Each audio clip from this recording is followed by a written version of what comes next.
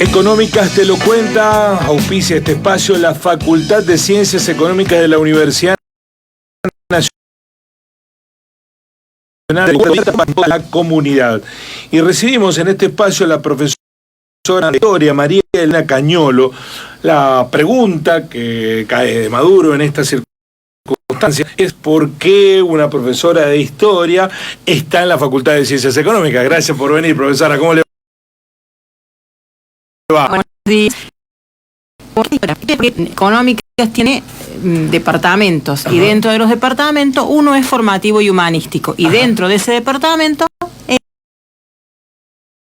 entra es muy importante.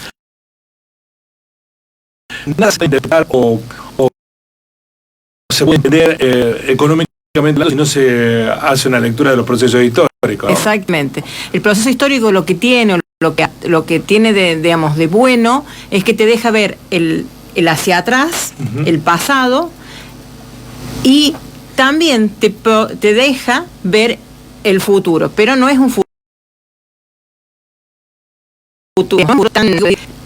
no es, digamos, tan fácil hacerlo, de realizarlo. Sí, porque ahí hay que hacer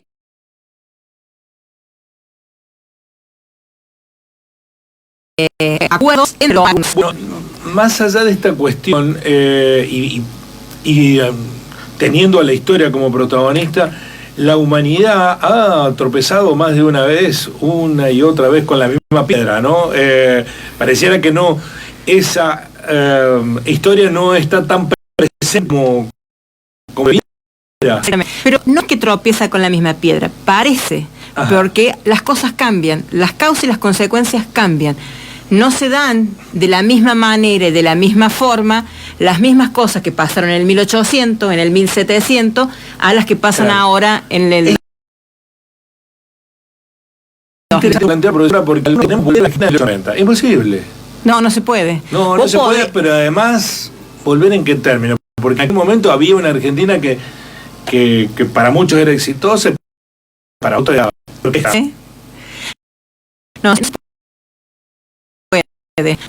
Los espacios son distintos, son diferentes, porque el tiempo y el espacio que pasó en los 90, en los 80, no es el mismo tiempo que ahora en el 2003 o si lo querés llamar desde el 2000, porque es distinto, porque la gente es distinta, porque cambia la política, digamos, aunque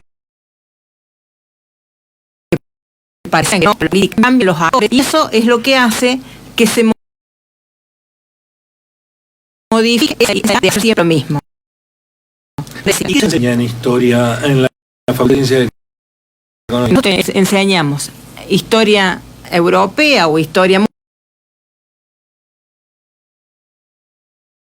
mundial. No, la historia nuestra es una historia económica y social. Tiene algo de político como para que exactamente, como tener digamos, el marco, pero la teoría es una historia económica y social, donde los estudiantes tienen que ver la historia económica para comprender lo que van a ir viendo ellos a partir de los sucesivos, van a ver en tercer año, en cuarto año, para entender las crisis económicas que traen determinadas características. Esto tiene que ver con los contadores, tiene que ver con los administradores, y los economistas están sí o sí dentro de la historia. Hay voluntad de entender a los procesos históricos, porque uno piensa, si alguien se dedica a estudiar una ciencia dura como la economía, es porque no le gustan las ciencias sociales. La historia es una ciencia social. ¿Les cuesta a los profesores de historia de los estudiantes de economía? No, porque economía no es tan dura. Economía es una ciencia social también. Sí. También pertenece al mismo campo, pero tiene sus diferencias. Economía tiene, digamos, variables, vos desde la economía podés elegir variables y con esas variables trabajar. En cambio la historia no. La historia tiene que tomar todas las diferencias. En base a la variable, el economista va a ser el resultado que va a llegar. ¿Y la historia se enseña de manera acrítica para los economistas que se preparan, o se la presenta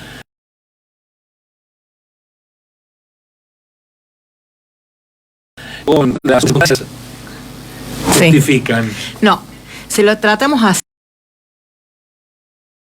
crítica, porque nosotros les da varias lecturas a los chicos, desde de una posición crítica y desde una posición, digamos, para decirlo, más neutra. Cienciadora, sino ciencia social. Es una ciencia social.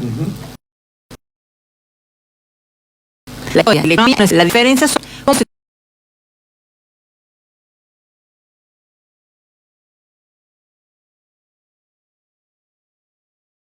toma el, digamos, decir lo que tiene que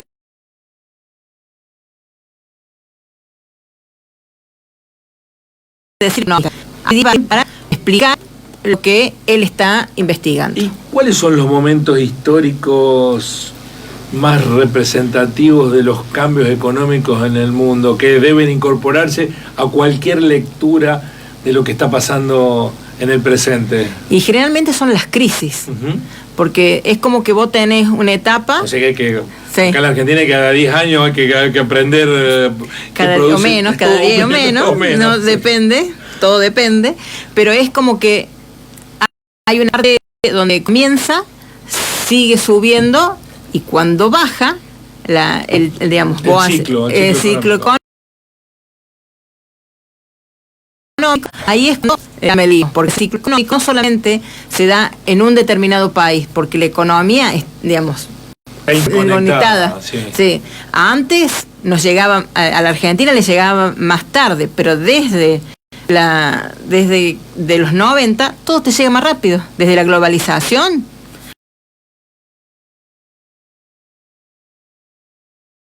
Lo que pasa en Europa, si en Estados Unidos, todo siente. La diferencia es que hay países que pueden resolver más rápido y nosotros por ser un país, ¿cómo decirlo?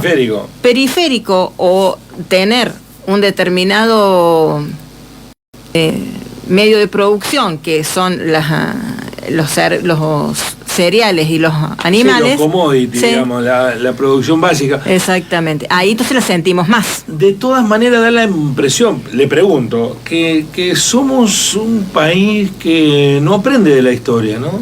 Que volvemos a repetirla, que somos dables a los olvidos. Nos han pasado, desde que yo tengo uso de razón, escucho hablar del Rodrigazo. Sí, ¿no? Sí. Escucho hablar del Rodrigazo, y de ahí para acá hemos repetido la historia una y otra vez. Pero no solamente el Rodrigazo, de más atrás también, claro. ¿Por qué nunca aprendemos la lección? No sé si no aprendemos. El problema me parece que es como somos un país que dependemos de otro país, siempre hay algo. Nosotros, todo lo que tenemos lo llevamos al mundo. Primero lo llevamos el modelo exportador a Inglaterra, que fue el país que nos compraba. Después lo vamos llevando a otros países. Después lo llevamos a China. Así, nosotros somos un país que siempre dependemos. Y al depender, eso es lo que te trae el cruce económico que pasa en otros países. Pero muchas veces dependemos por propia voluntad. Porque Argentina no sale de hacer el campo, digamos, no sé si es el campo, pero no sale de hacer la producción primaria. No tiene, bueno, pero no tiene cada proceso que se encaminó a lograr eso fue desmantelado. Fracasó. No fracasó. Bueno. Fue desmantelado por aquellos que se benefician por esa producción primaria. Todos los procesos de industrialización, por lo menos de lo que yo he sido testigo, en los años, sobre todo en la época de la dictadura desmanteló la industria para agregar un producto. Volvimos al primarización. Pero siempre tuvimos la primarización. Desde que nosotros tuvimos el modelo, digamos, de 1930, que ahí tenemos 1930, 45 y después del 60. Siempre tuvimos, digamos, hicimos producción. Ahí tuvimos la posibilidad de intentar de tener una industria. El problema es que nuestra industria nunca pudo crecer más de lo que necesitaba. Nunca pudo. No pudo crecer. Se interrumpieron los procesos. Exacto. No solamente se interrumpieron los procesos, sino que a Argentina le fue siempre más fácil ser siempre proveedor de materia prima. Además ha habido en algunos momentos de la historia argentina, por ejemplo, durante la presidencia de Ilía, que fue por una de las razones que lo terminaron derrocando o le hicieron un golpe de Estado, él empezó a hacer cesar los contratos de petróleo que se daban nuestra riqueza sin tratar fuera de la Argentina, para empezar a procesarla, destilarla y que nosotros tuviéramos potestad sobre... Hay otras cuestiones. ¿El problema cuál es? Que a lo mejor el determinado proceso de gobierno molestaba a algunas personas. Y esas personas son las que tenían en ese espacio, en ese tiempo, la potestad económica de hacer determinadas cosas. Ese me parece que es el problema económico que hay acá. Hay un problema político y un problema económico. ¿Cuáles son las preguntas más para los estudiantes que están estudiando economía o contadores? ¿Qué les interesa? El por qué. El por qué. Sí, no, porque pensé que me preguntabas, porque algunos chicos dicen, ¿por qué estudiamos historia? Ajá. Porque también se preguntan, bueno, ¿por sí, qué? Sí. No, porque vas a ser contador, vas a ser administrador y economista, entonces, ¿por qué estudiamos historia? Historia lo estudias porque vos tenés que ver el proceso económico para que te ayude a entender materias más adelante. Pensé que me ibas a preguntar eso. No, pero porque además debe haber alguna explicación de por qué hemos tenido durante tantos años un discurso económico respecto de soluciones para los problemas que tenemos que nunca son soluciones, terminan siendo beneficios para un sector de la sociedad. Desde que la Argentina recuperó no sé, pero desde 1810 se da eso, no te preocupes. Desde que recuperamos la democracia en 1983, escucho que economistas tienen la solución. Y han pasado todos los partidos políticos y esa solución nunca se aplica, o lo que se nos dice que es solución es un problema más grave aún que la solución que se presenta. Da la impresión que hay un sector, no digo todos los economistas para que no se enojen los economistas, hay un sector que es más funcional a los intereses de grupos de poder que de los intereses de toda la gente. Dijera Milei, de la casta política. Sí, de la casta política, porque me parece también que ahí se le cae mucho a la casta política y hay una casta empresaria también. Es que tiene que ver con eso. Eternamente beneficiada con esta tiene que ver con eso. Que son siempre los mismos. Y que tiene que ver con eso, tiene que ver con aquellas personas, con aquellos, con el grupo que maneja la economía hoy. Porque vos podés ser, digamos, un campesino que tenés un determinado cantidad de hectáreas, qué sé yo, pero vos no sos el que definís los precios. Porque a lo mejor no tu campo, digamos, lo que vos producís en el campo no te lleva a producir lo digamos, que te lleva a formar precios. Ajá. Eso lo forman los grandes. Sí, claro, los grandes. Entonces, son ellos los que hacen la formación de precios. Cuestionan al empresariado, hay seguidores de Milei que lo hacen, que los califican de empresarios, que se ve de los subsidios, de rentas del poder, que quieren competir en el mercado, pero viven beneficiándose de las posiciones dominantes. Sí, bueno, eso es historia pura, ¿no? O del Estado. O del Estado, claro, sí, efectivamente. Sí, ese es el problema. El problema me parece, no sé, si, digamos, esta es una opinión mía, es una opinión mía. Me parece que nosotros no estamos como país, o como país no estamos preparados para decir, esto lo hacen los grandes, esto lo hacen los chicos y esto lo hacen los medianos. Porque ¿quiénes son los que fijan los precios de las cosas? Generalmente es el campo o el sector industrial. Son los dos fijadores de precios que tenemos nosotros. Y cada uno fija los precios de acuerdo a su conveniencia. Esto para terminar, estamos hablando de historia en el espacio de economía, que es muy importante. Tener memoria de lo que nos ha pasado. La profesora María Elena Cañolo nos acompaña. ¿Le preguntan a los estudiantes quién fue el mejor ministro de Economía de la historia argentina? No, porque nosotros se los vamos dando. No, nosotros Usted no califica a los ministros como lo tuvimos. No. Nosotros, ni el mejor ni el peor. No, nosotros no podemos hacer eso. Nosotros podemos tener, exactamente, pero nosotros lo damos en general. Y que los chicos sean, que ellos vean qué gobierno en sí tiene determinadas políticas, qué gobierno tiene esto, qué gobierno tiene los ministros, que son ellos los que tienen que hacer el espacio, son ellos los que tienen que solamente darse saber. Cuenta. Exactamente. Bueno, eso pero nos interesa. también hay un sesgo que está ligado con los resultados, ¿no? ¿A sesgo a qué? Un sesgo para determinar si uno es mejor o peor. Están dados por los resultados, sí, porque la economía mide resultados en numeritos, PBI, ingresos per cápita, niveles salariales, nivel de inflación, ¿no? Convengamos que crecimiento, de desarrollo, niveles de pobreza, de riqueza. Todo eso que decís vos, todos esos índices los ha podido tener en cuenta, porque algunos sube la cuestión económica, pero baja en la política, en la cuestión de la pobreza. Cuando el que hace bien la pobreza, la económico no se ha podido decir, bueno, acá vamos y este es el rumbo, porque siempre hay algo que se le cruza económico, o si no, y lo que hay, me parece que interfiere mucho, es la política de los gobiernos, que es lo que hacen los cambios. Bueno, María Elena, ¿en qué años hay historia en la...? Ahora, con la modificación del nuevo plan de estudio, en segundo año, pero era de primer año. Era de primer año, ahora en segundo año. Sí. Y social. Por eso digo que la cuestión política la damos como para que el chico se centre, digamos, que tenga la visión de dónde está, pero es económica y social.